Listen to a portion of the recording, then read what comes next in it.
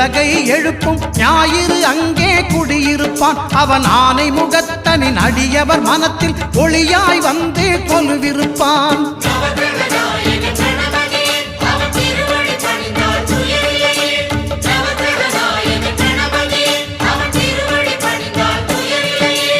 ஒன்பது கோளும் ஒன்றாய் காண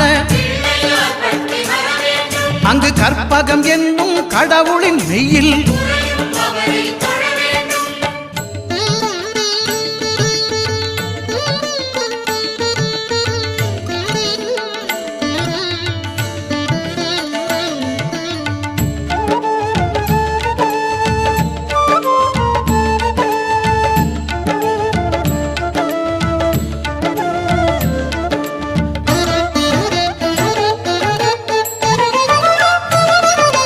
திங்கள் பகவான் திருமுகம் காண